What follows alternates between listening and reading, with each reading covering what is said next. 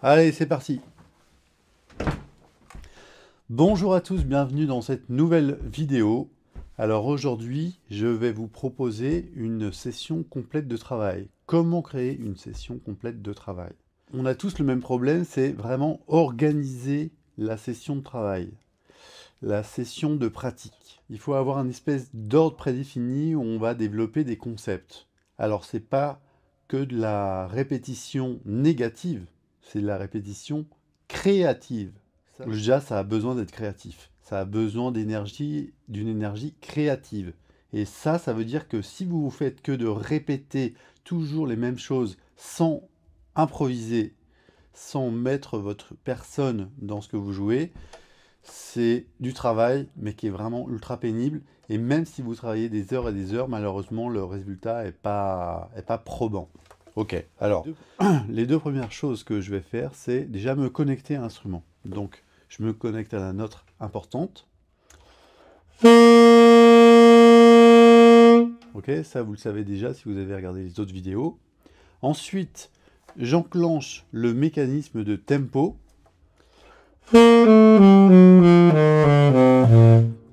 3, 4. Ok, avec la gamme majeure diminuée. Cette gamme, je m'en sers uniquement pour faire ça. Hein, je ne vais pas vous proposer de travailler avec cette gamme-là, c'est uniquement pour ressentir le tempo. Et je trouve que c'est vraiment la gamme qui marche. Vous pouvez aussi la faire en mineur. Ok, il n'y a que la tierce qui change. Là aussi, c'est être créatif de faire ce genre de choses. Ensuite, ce que vous devez absolument faire, c'est jouer librement sur quelque chose. Soit en tempo, soit sans tempo, ce que vous voulez. Mais vous devez choisir quelque chose et vous dire, bah tiens, est-ce que hier soir j'ai entendu un morceau dans cette tonalité, hier soir j'ai eu un peu de mal sur tel accord. Vous devez absolument vous dire des choses et travailler sur ce qui vous manque. Ok? Pas aller chercher toujours chez les voisins pour se développer. Faites-vous confiance, utilisez votre intuition. Là, par exemple, aujourd'hui, je me suis dit, bah tiens, je vais travailler sur Ré7. Ok? Ré7 pour moi, sur le ténor, ça fait La7 pour l'alto, et ça fait Do7 pour le piano. Donc, ce que je fais, eh ben, je joue librement sur Do7.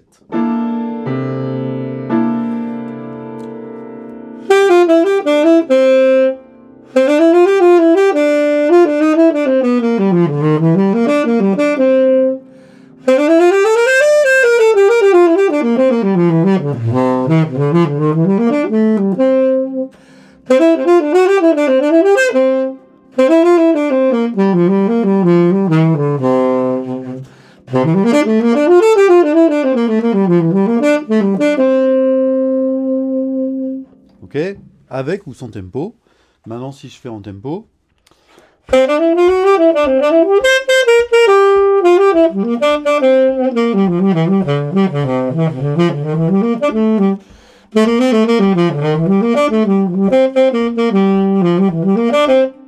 Ok, un truc qui est ultra important et que j'entends très souvent, c'est que les gens ont peur de jouer la tonique. Il faut jouer la tonique, mais il faut la jouer mais tout le temps, tout le temps. Moi, je commence mes phrases avec la tonique, je finis avec la tonique. Et je suis très heureux de faire ça. Hein. Ça pose problème à personne. Hier soir, j'ai fait un concert, j'ai joué plein de toniques, personne n'est venu à la fin de la soirée me dire « Eh David, tu joues quand même que des toniques, ça va pas ». Non, non, non, non. C'est pas comme ça que ça marche. Ça n'existe pas. En fait, le problème vient des règles d'harmonie pour l'écriture. C'est vrai que si j'écris un morceau et que je joue un accord de Do majeur et que ma mélodie c'est Do, c'est un petit peu pauvre. Là, d'accord. C'est par rapport à ça que on n'aime pas trop, finalement, on va éviter de jouer la tonique. Mais pas en improvisation, c'est pas les mêmes règles en improvisation. Et je pense qu'il y a vraiment un mélange de genres qui fait que les gens pensent que, alors qu'en improvisation, par exemple, jouer une carte sur un accord de dominante, on le fait tout le temps. Alors que dans l'écriture des morceaux, c'est plus compliqué. Là, il faudra peut-être jouer un accord sus4 ou un accord sans tierce. Mais pour l'improvisation, on peut jouer n'importe quelle note, à condition que ça soit mélodique. Et ça sera vraiment le truc à retenir, c'est qu'il faut toujours tout jouer, toujours créer des mélodies. Votre but du jeu, c'est pas de jouer des accords, c'est de créer des mélodies qui font sonner les accords. C'est ça le but du jeu. Alors ce que j'ai fait aussi, c'est que j'ai fait des accompagnements sur des accords de dominante et je m'amuse à jouer dessus. Et vraiment, ça, je le fais beaucoup maintenant et je m'amuse comme un fou en fait à faire ça. Je joue dessus, je crée des mélodies, je trouve des choses. Je joue à l'intuition, je ne me pose pas de questions si j'ai démarré sur la tonique ou pas, j'essaye de créer des mélodies, voilà. Et vous verrez que ça vient très facilement, écoutez l'exemple.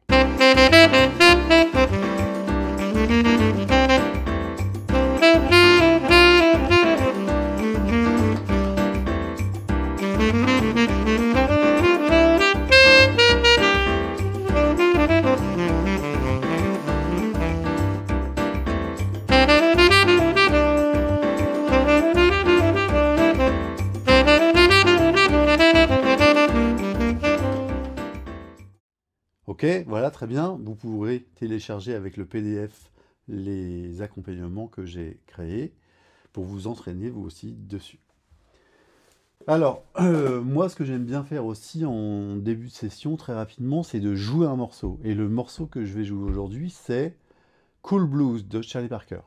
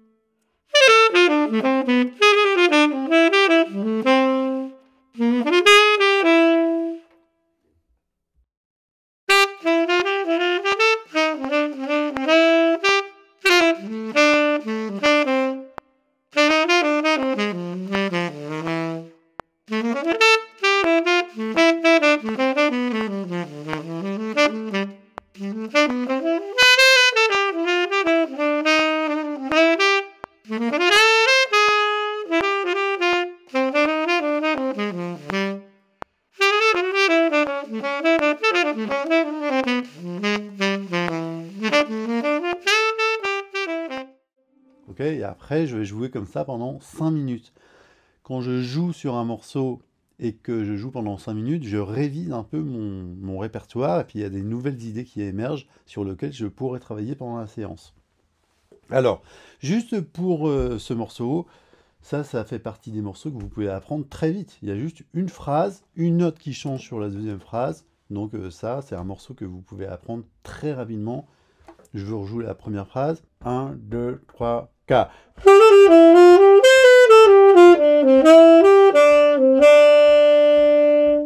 Ok?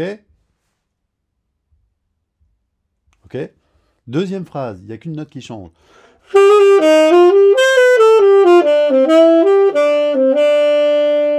Ok, vous avez entendu la note qui change? Voilà, ça c'est le seul changement. Et après, troisième phrase, c'est la même que la première.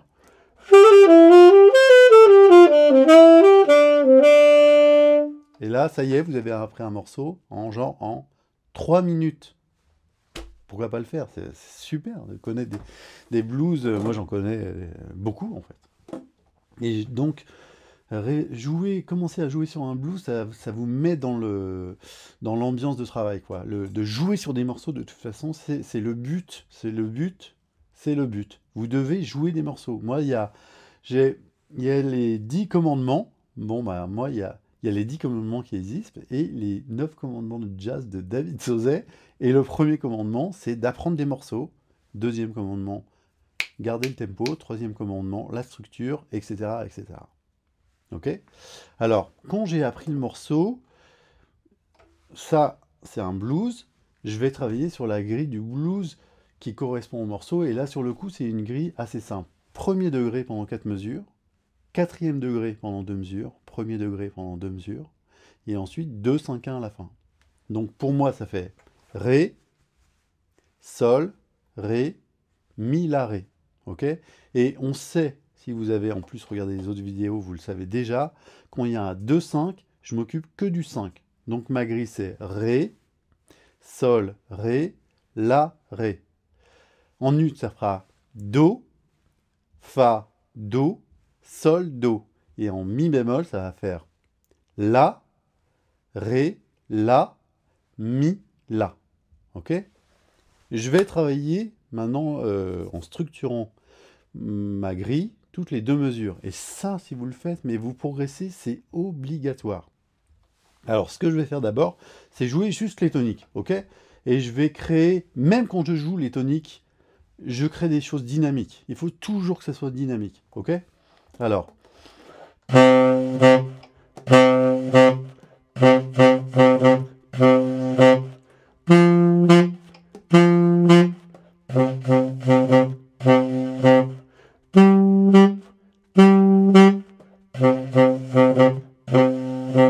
Ok, j'ai installé la grille. C'est pas très dur à faire. Il faut absolument que ça, il faut savoir faire. Ok. Maintenant, je me dis, bah tiens, je vais rajouter la quinte.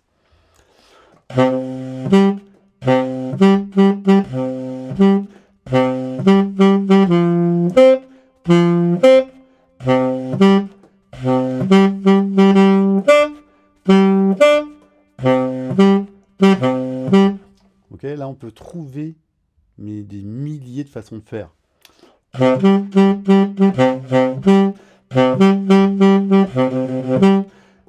Ok, alors souvent quand je fais mes basses dynamiques, je joue comme si je jouais des morceaux un peu binaires, un peu groove, un peu calypso. Je trouve ça plus facile que de jouer avec une basse swing où je ferais...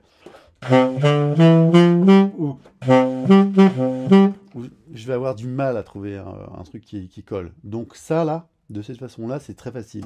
Alors, maintenant que j'ai fait mes toniques et mes quintes, et ben, je rajoute la tierce.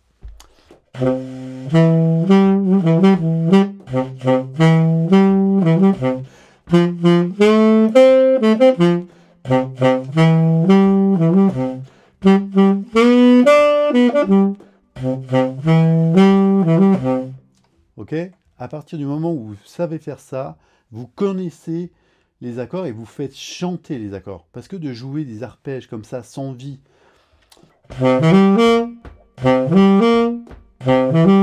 ça c'est le truc.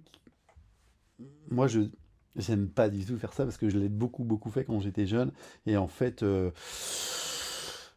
c'est pas très beau en fait de faire ça. Il vaut mieux trouver une autre phrase. Alors, le truc aussi, c'est que vous n'êtes pas du tout obligé de jouer les septièmes. Ce qui fait sonner les accords, c'est tonique, tierce et quinte. Ça fait direct sonner déjà la base des accords. Et ensuite, on ira chercher la septième. Donc, si je veux jouer mon accord avec la septième, il faut que je trouve une phrase de basse dynamique, mais qui soit ultra mélodique. C'est toujours pareil, il faut trouver des mélodies, il faut que ça chante.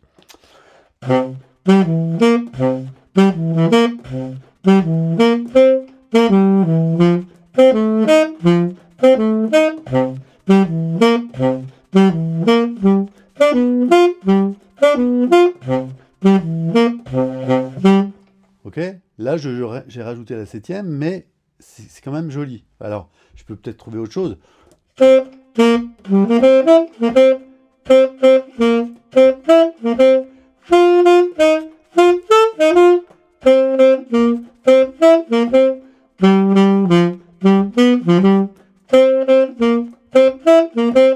Ok, il y a vraiment plein de façons de faire.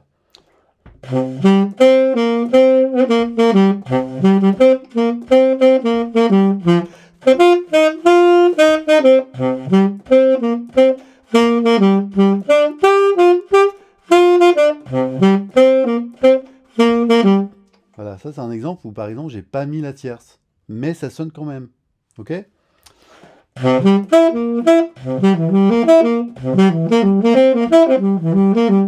Alors ça, c'est ce que j'appelle le mode back, c'est-à-dire de jouer que avec les notes des accords. Mais encore une fois, c'est pour faire des mélodies.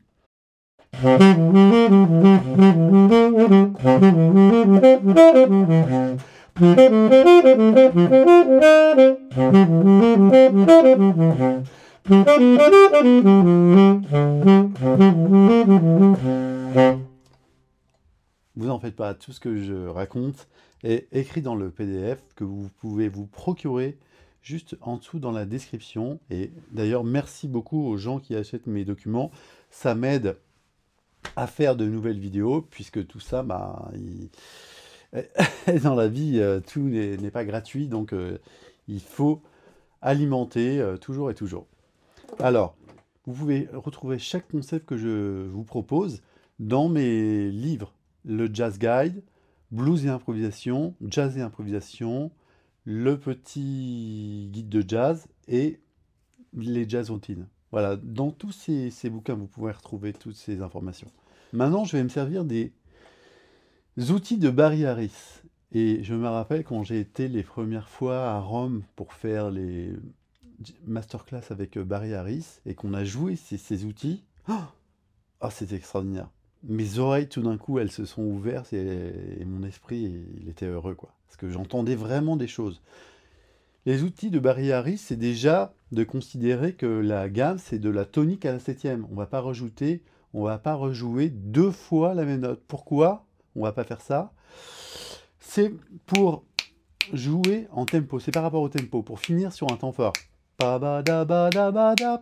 Ok? Et en plus, en faisant ça, vous entendez la septième.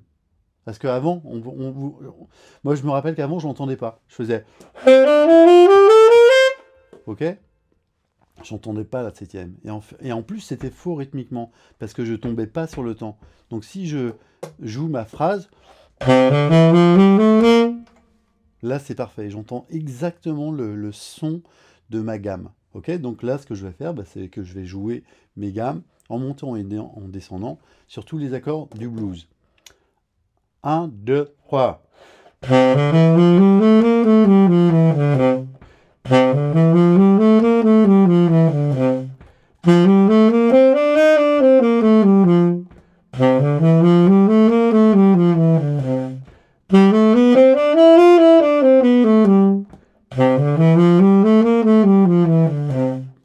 Oh, voilà. Ensuite, on peut le faire en descendant, on peut le faire de plein de façons différentes. Mais ça, c'est pareil, vous pouvez le retrouver dans plein d'autres cours. Donc là, je vais pas le répéter. C'est juste pour vous indiquer que ce travail-là, ça vous permet d'entendre des choses, de jouer rythmiquement en étant bien rigoureux. N'oubliez pas de ne pas sautiller, de ne pas faire... Parce que ça n'existe pas en fait. Vous jouez droit en liant les notes. Lier les notes, c'est très très important. Et quand vous serez un peu plus avancé, vous pourrez utiliser le phrasé. C'est-à-dire de détacher la note qui ne tombe pas sur le temps. À part la première, en fait, qui est toujours détachée. Alors ensuite, mon but du jeu, ça va toujours être toutes les 2 mesures, de partir de la tonique de mon accord et d'essayer de créer une petite mélodie. 1, 2, 3.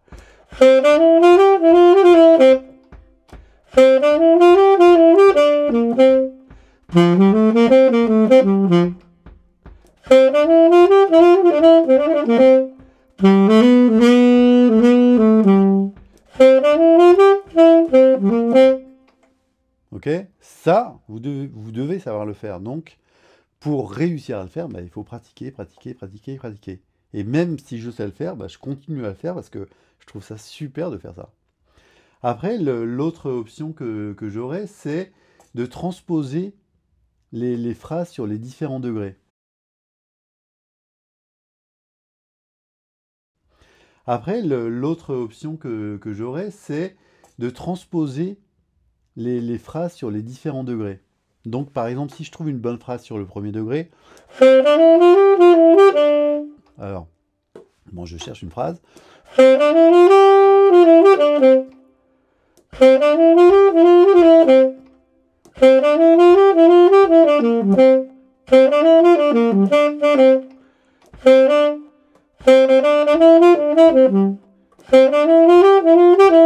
Bon, je vais prendre celle-là, celle que tout le monde connaît, et je vais la transposer sur les degrés du morceau.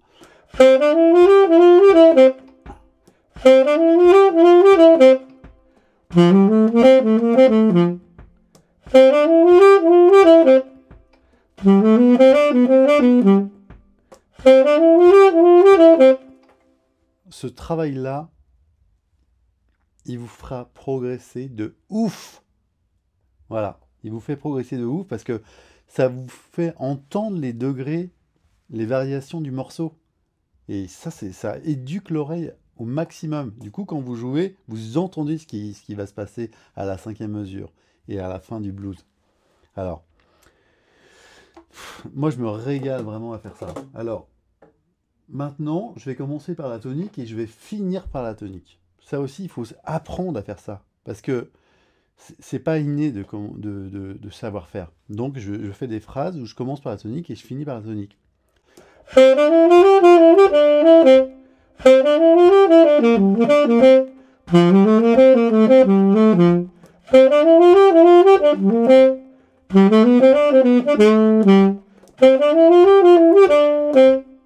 Voilà. Sur l'avant-dernière phrase, j'aimais bien ce que j'ai fait, donc je l'ai transposé sur la dernière. Ok?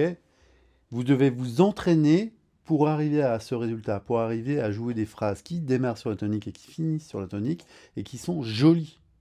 Il faut pas faire. C'est pas ça le but. Hein. Le but, c'est de trouver une phrase qui finisse correctement.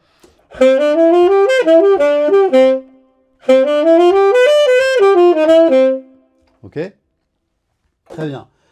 Ensuite, ce que vous pouvez faire, c'est vous entraîner à faire des phrases d'appel et des phrases de résolution. Phrase d'appel, ça finit sur n'importe quelle note. Phrase de résolution, ça termine sur la tonique.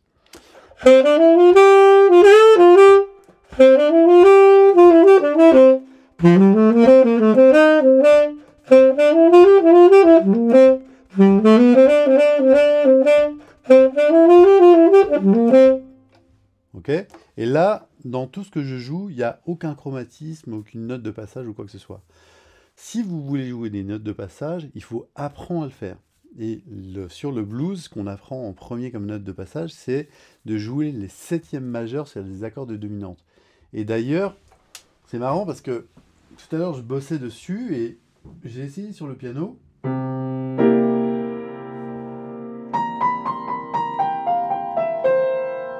En fait, quand je joue la 7e majeure sur un accord de dominante, ça me choque pas plus que ça en fait.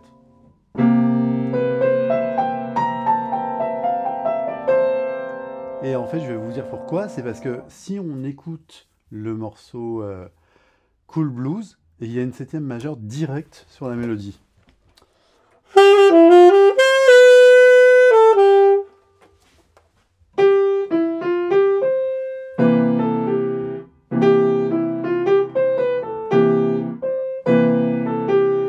Ok ?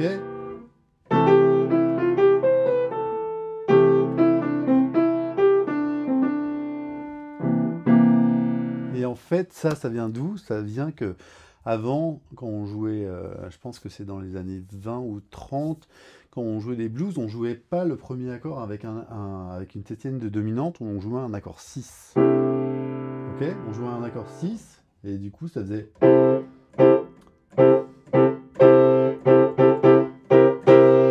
Et l'accord de dominante, il arrivait sur la 4e mesure. Donc, du coup, on s'est habitué à jouer des 7e majeurs au début des blues.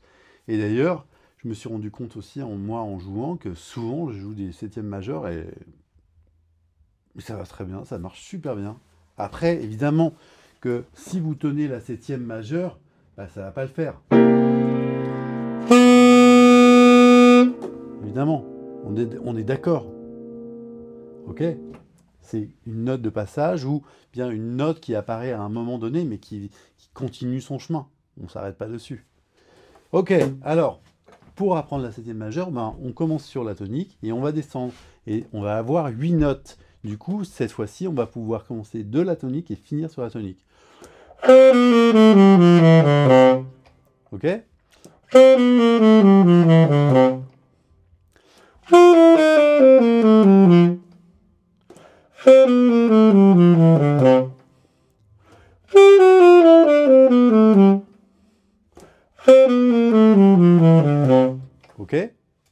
Ça, c'est mes repères. J'ai transposer cette phrase-là sur tous mes accords. Et comme je l'ai dit en début de session, il faut absolument être créatif. Créatif, ça veut dire que je vais prendre le début de la phrase et que je vais inventer la fin de la phrase.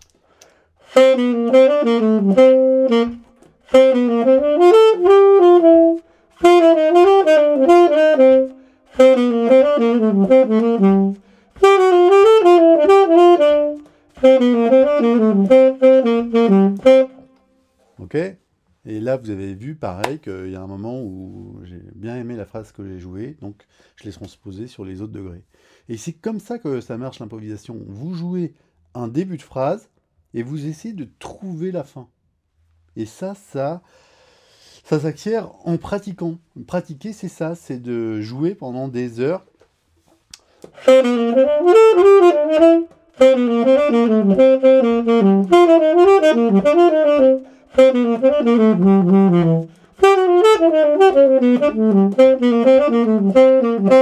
Ok, vous devez pratiquer pour trouver des solutions et c'est de cette façon-là aussi que vous apprenez du vocabulaire. Parce que si vous prenez que des phrases qui appartiennent à d'autres gens, en fait, ce sont des citations. Ce qui est super par rapport au fait de relever des solos et tout ça, c'est d'apporter de l'eau fraîche au moulin. Ah, lui, il fait comme ça, lui, il fait comme ci. Donc, il y a des phrases que j'adore chez quelqu'un d'autre.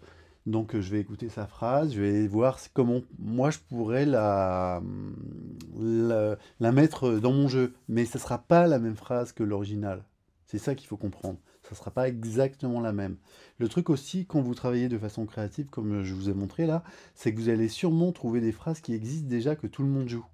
Donc ça, c'est vraiment ultra positif, parce qu'une phrase que vous trouvez vous-même, c'est votre phrase, alors qu'une phrase que vous piquez chez quelqu'un, c'est sa phrase à lui. C'est une citation, ou bien, évidemment que moi je prends des phrases de tout le monde, de tous les mecs que j'adore, mais j'essaie de voir ce que moi après je peux en faire, et ce que mon esprit accepte aussi, parce qu'il y a des choses où j'adore la phrase du mec, et puis au bout d'un moment, ça se dilue, et je vais garder vraiment que les trucs que j'aime le plus, parce qu'il ne faut pas se méprendre.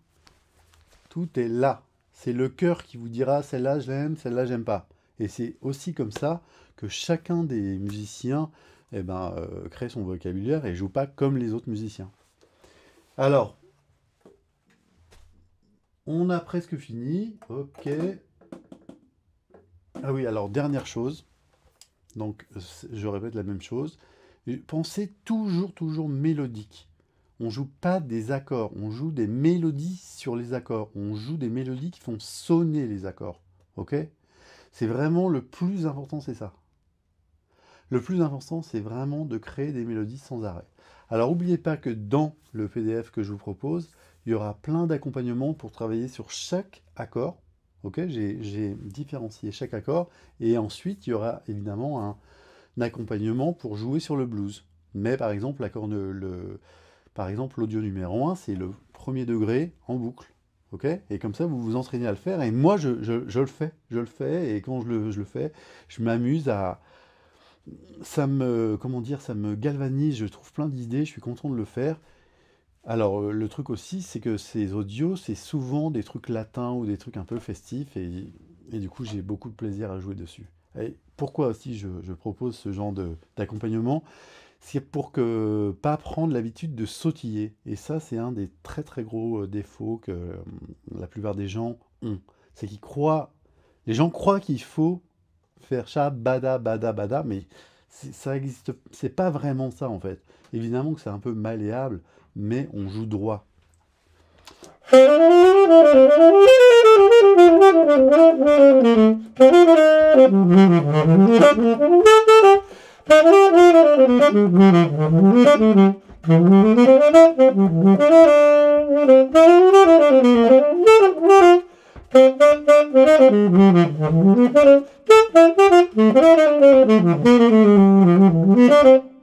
Ok? Et même si vous avez l'impression qu'il y a un peu de... que ça swing, j'espère que ça swing, c'est dû uniquement au fait d'accentuer des notes et pas au fait de faire di, da, da, da, da. Ok? Voilà, c'est tout pour aujourd'hui. N'oubliez pas d'acheter mes PDF. Et je vous dis à très bientôt. Ciao, ciao!